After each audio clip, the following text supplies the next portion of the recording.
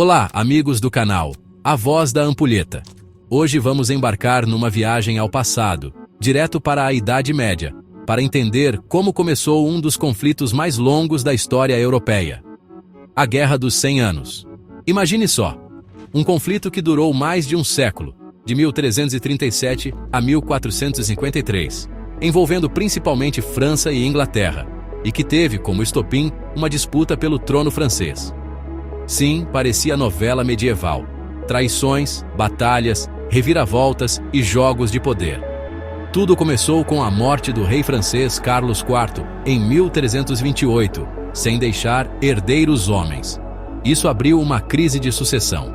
Quem deveria ocupar o trono francês? Do outro lado do Canal da Mancha, Eduardo III da Inglaterra viu sua chance. Ele era neto de Filipe IV da França e sobrinho de Carlos IV por parte de mãe. Ou seja, tinha sangue real francês e achava que tinha direito ao trono. Do outro lado do Canal da Mancha, o rei inglês Eduardo III, neto de Carlos IV por parte de mãe, viu uma oportunidade de ouro para reivindicar o trono francês. Mas os nobres franceses tinham outra visão. Segundo uma tradição chamada Lei Sálica, as mulheres e seus descendentes não podiam herdar o trono. Por isso, os franceses rejeitaram a reivindicação de Eduardo e coroaram Filipe VI, primo de Carlos IV, como novo rei da França. Sentindo-se traído e desafiado, Eduardo III reivindicou o trono pela força e, em 1337, declarou guerra à França. E assim começou a Guerra dos 100 Anos, que, apesar do nome, durou 116 anos e teve longos períodos de trégua.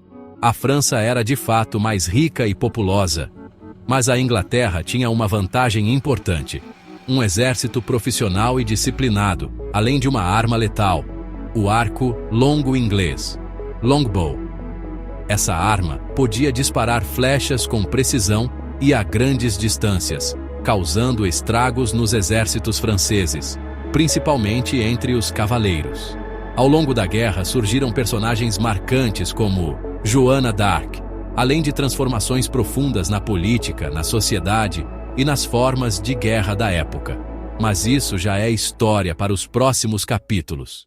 A Guerra dos 100 Anos não foi uma guerra contínua, mas uma sucessão de batalhas, tréguas e retomadas que se arrastou por mais de um século.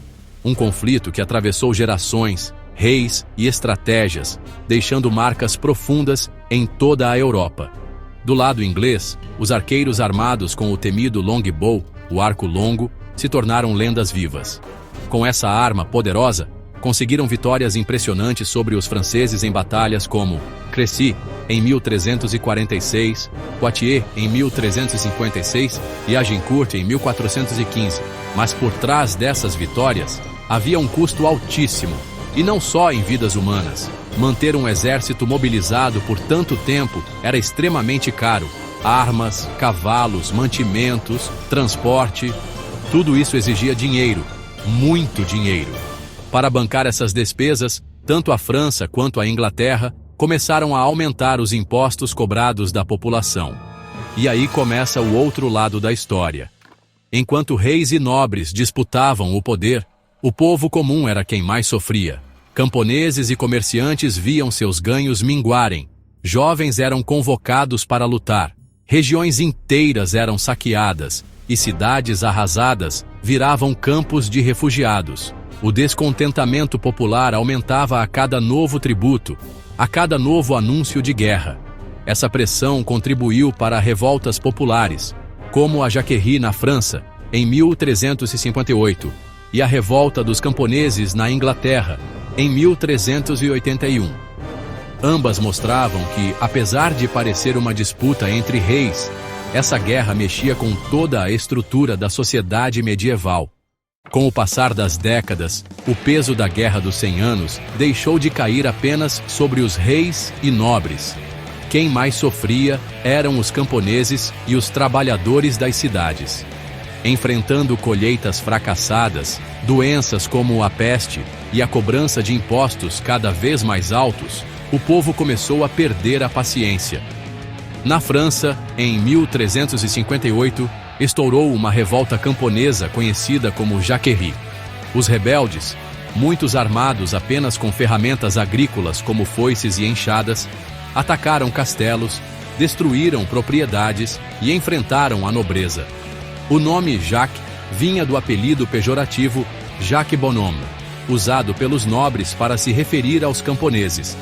Era uma explosão de raiva contra a exploração e a falta de proteção frente às tropas invasoras que devastavam o interior do país. A rebelião foi duramente reprimida, mas seu impacto ficou marcado na história. Na Inglaterra, a situação também explodiu. Em 1381, aconteceu a Revolta dos Camponeses, liderada por Wat Tyler. O motivo? Um novo imposto criado para financiar a guerra, chamado Poll Tax, um tributo por cabeça cobrado de cada pessoa, independentemente da renda. Isso atingiu os mais pobres com força. Os rebeldes marcharam até Londres exigindo o fim da servidão, redução dos tributos e maior justiça social. Por um momento, chegaram a negociar diretamente com o jovem rei Ricardo II. Mas a revolta acabou sendo traída e esmagada com violência. Essas revoltas mostraram que a Guerra dos 100 Anos não era só um conflito entre tronos. Ela afetava profundamente a vida de milhares de pessoas comuns, que começaram a desafiar a ordem feudal e questionar a legitimidade dos abusos da elite. O povo deixava claro, não aceitaria mais ser apenas peça de sacrifício no jogo de poder dos reis. Agora você deve estar se perguntando: o que Florença, no coração da Itália, tem a ver com a Guerra dos 100 Anos? A resposta é: muito mais do que parece. No século XIV, Florença era uma potência comercial e financeira da Europa, controlada por famílias de banqueiros riquíssimos, como os Bardi e os Peruzzi. Esses banqueiros não apenas emprestavam dinheiro a comerciantes e reis, mas eram praticamente os bancos centrais da época. E foi justamente com a Inglaterra, envolvida até o pescoço na Guerra dos 100 Anos, que eles fizeram um dos seus maiores investimentos. O rei Eduardo III precisava financiar tropas, navios, armas, e recorreu aos banqueiros florentinos pedindo empréstimos gigantescos, com a promessa de pagar depois da vitória. Mas a guerra foi longa, cara, cheia de altos e baixos, e a Inglaterra não conseguiu pagar as dívidas. Como consequência, os Bardi faliram em 1343, seguidos pelos Peruzzi em 1346. O impacto foi devastador. Uma crise de crédito varreu a Europa. Os empréstimos secaram, o comércio desacelerou e a confiança no sistema bancário foi abalada. Florença, antes símbolo de riqueza e estabilidade, mergulhou em uma crise econômica profunda. Essa situação mostra como a Guerra dos 100 Anos não afetou apenas soldados e camponeses, mas também os cofres dos maiores financistas da época. Era como se Wall Street tivesse desmoronado por causa de uma guerra em outro continente. A Guerra dos 100 Anos não destruiu apenas castelos e campos de batalha. Ela também abalou profundamente o sistema feudal, que já vinha cambaleando antes mesmo do primeiro golpe de espada. Mas o que era o feudalismo? Imagine uma pirâmide social rígida. No topo, o rei, símbolo máximo do poder. Abaixo dele, os nobres e cavaleiros, que controlavam as terras e juravam lealdade ao rei em troca de privilégios. E na base da pirâmide, a maioria esmagadora, os camponeses, obrigados a trabalhar a terra em troca de proteção e sustento mínimo. Esse modelo funcionou por séculos na Europa Ocidental, mas a partir do século XIV, tudo começou a ruir. O feudalismo, para quem não se lembra, era o sistema político, social e econômico que dominou a Europa Ocidental durante a Idade Média. A Guerra dos 100 Anos mudou o modo de fazer guerra. A figura do cavaleiro feudal, com sua armadura reluzente, perdeu espaço para soldados comuns, infantes e arqueiros, muitas vezes de origem humilde, mas muito mais eficazes no campo de batalha. As derrotas militares e os altos custos da guerra enfraqueceram o prestígio e o poder econômico da nobreza. Ao mesmo tempo, o povo começou a se mover. Muitos camponeses se revoltaram, cansados de pagar impostos e viver sob regras rígidas. Outros migraram para as cidades, onde surgiam novas oportunidades com o crescimento do comércio e das corporações de ofício. Com menos servos no campo e menos nobres com recursos para manter suas terras, o sistema feudal entrou em colapso.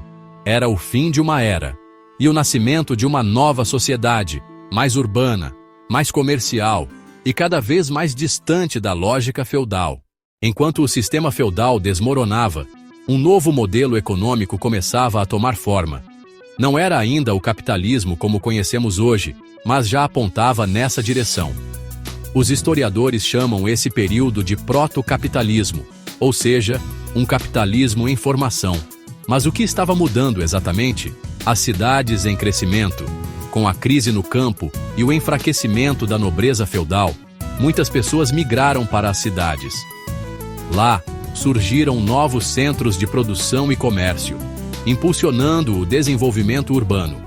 Com a expansão do comércio, as rotas comerciais se ampliaram, conectando a Europa ao Oriente Médio, ao norte da África e até a Ásia, por meio das chamadas Rotas da Seda.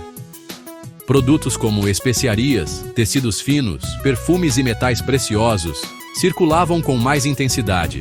A classe mercantil em ascensão. Comerciantes e banqueiros, antes vistos com desconfiança pela elite feudal, passaram a acumular riqueza e influência.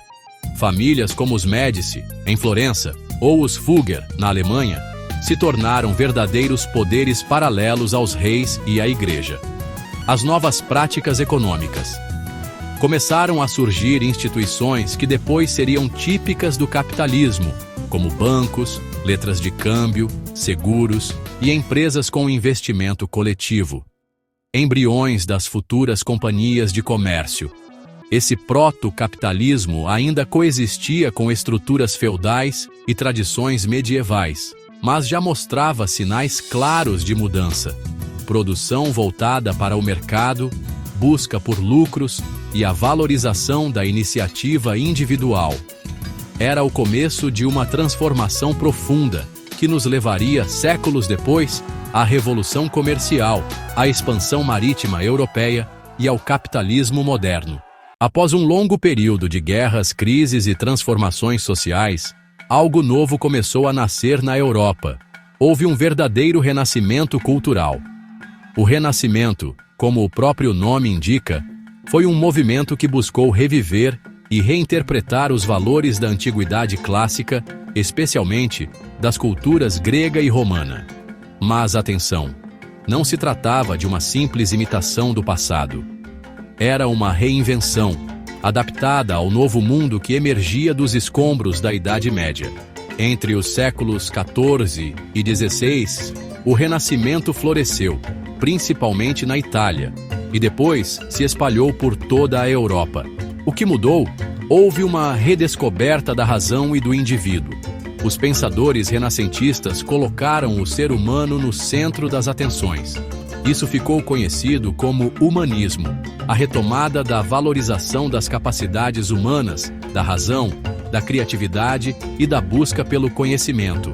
Houve uma explosão artística.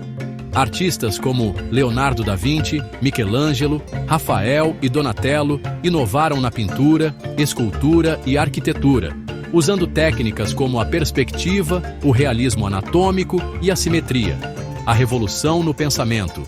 Escritores e intelectuais como Maquiavel, Erasmo de Roterdã e Shakespeare romperam com os modelos medievais, questionando a autoridade, os dogmas religiosos e a moral tradicional. Várias mudanças estruturais aconteceram com o Renascimento. Elas impulsionaram grandes transformações, como o declínio do feudalismo, a ascensão do proto-capitalismo, o crescimento das cidades e do comércio, a formação de um novo público leitor, urbano e letrado. E, mais adiante, pela invenção da imprensa de Gutenberg, que democratizou o acesso ao conhecimento. O Renascimento não foi apenas um movimento artístico, mas um símbolo de uma virada de época. o fim da Idade Média e o início da Idade Moderna. Era como se a Europa, após séculos de escuridão e conflito, estivesse abrindo os olhos para uma nova luz, a luz da razão, da ciência e da beleza. Apesar de ter ocorrido entre os séculos XIV e XV, a Guerra dos 100 Anos deixou marcas profundas que ajudaram a moldar o mundo moderno. A guerra gerou a formação dos Estados nacionais. A guerra fortaleceu o poder dos reis e acelerou o processo de centralização política, especialmente na França e na Inglaterra. Foi nesse contexto que começaram a surgir as identidades nacionais, com populações cada vez mais unidas por uma língua comum, símbolos nacionais e um governo centralizado. O declínio do feudalismo. A longa duração do conflito e a necessidade de exércitos mais organizados enfraqueceram os senhores feudais, que tradicionalmente controlavam os guerreiros e os recursos locais. A nobreza perdeu influência para os reis, enquanto muitos camponeses abandonaram os campos, migrando para as cidades ou buscando melhores condições de vida. A ascensão do protocapitalismo. Com a crise do sistema feudal, as cidades e o comércio ganharam destaque. A necessidade de financiar guerras prolongadas levou à criação de sistemas de arrecadação de impostos mais eficientes, dando força à administração estatal e ao embrião do capitalismo moderno. As inovações tecnológicas e militares. A guerra introduziu novas técnicas de combate, como o uso do arco longo inglês, que desequilibrou batalhas contra a cavalaria feudal, e a pólvora, que abriu caminho para o uso de armas de fogo e canhões, tornando castelos obsoletos e transformando a guerra em uma atividade ainda mais cara e devastadora. O impacto social e cultural. O sofrimento causado por guerras prolongadas, epidemias e crises econômicas levou a população a questionar a ordem estabelecida. Isso abriu espaço para transformações culturais profundas, como o Renascimento e, mais tarde, a Reforma Protestante. A Guerra dos 100 Anos não foi apenas um conflito entre reis, foi um marco na transição entre a Idade Média e a Idade Moderna. Ela ajudou a enterrar o mundo feudal e lançou as bases de muitos elementos que hoje reconhecemos no mundo moderno: estados centralizados, economia de mercado, exércitos profissionais e pensamento crítico. A Guerra dos 100 Anos é muito mais do que uma disputa prolongada entre França e Inglaterra. Ela representa um dos maiores exemplos de como um conflito, mesmo devastador e aparentemente interminável, pode ser motor de profundas transformações sociais, políticas, econômicas e culturais. Durante mais de um século, o continente europeu foi sacudido por batalhas, crises e revoltas. Mas desses escombros emergiram novas ideias, novas estruturas e novas possibilidades. Foi nesse cenário que vimos o declínio do feudalismo, a formação dos primeiros estados nacionais, a valorização das cidades e do comércio e o surgimento de uma nova mentalidade que abriria espaço para movimentos como o Renascimento. Essa guerra nos lembra que a história é movimento, que períodos de instabilidade, por mais difíceis que sejam, também geram rupturas, abrem caminhos e plantam sementes de mudança. E assim, encerramos nossa viagem no tempo. Espero que você tenha compreendido como um conflito do passado pode ajudar a explicar o mundo em que vivemos hoje. A história, afinal, não é feita apenas de reis e batalhas, mas de transformações e de pessoas, como nós, tentando compreender o seu lugar no tempo. Até a próxima aula. E que a curiosidade continue te guiando. Se você gostou desse conteúdo, não se esqueça de curtir, se inscrever no canal, compartilhar e comentar suas dúvidas. Obrigado e até a próxima.